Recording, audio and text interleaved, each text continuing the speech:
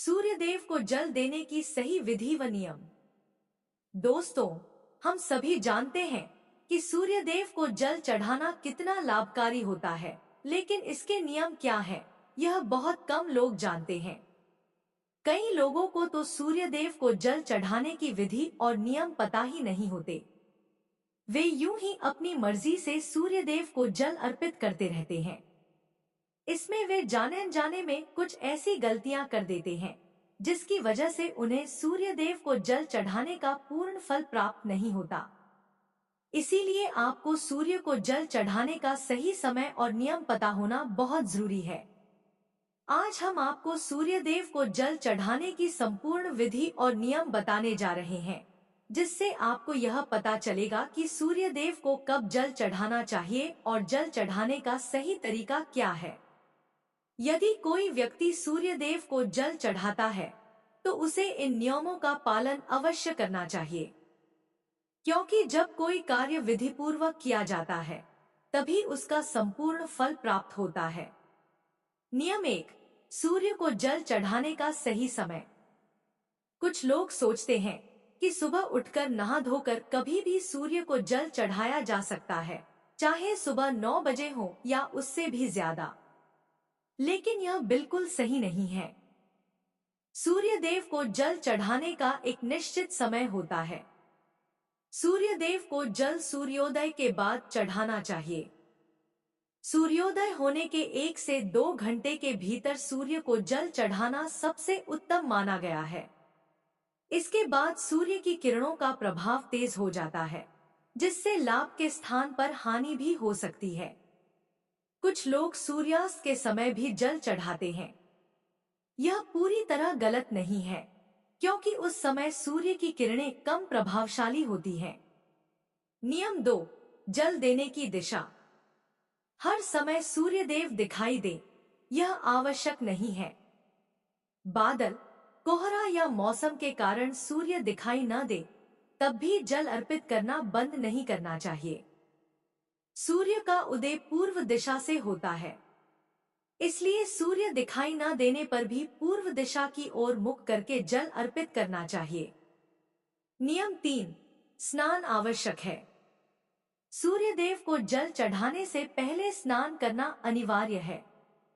बिना स्नान किए सूर्य देव को जल अर्पित करने से पूरा फल प्राप्त नहीं होता। नियम 4, किस पात्र से जल चढ़ाए। सूर्य देव को जल तांबे के लोटे से ही अर्पित करना चाहिए। किसी भी बर्तन से जल चढ़ाना विधि के अनुसार उचित नहीं माना जाता। नियम 5, जल में क्या मिलाए। तांबे के लोटे में शुद्ध जल के साथ कुमकुम, अक्षत, चावल, लाल फूल डालना शुभ माना जाता है।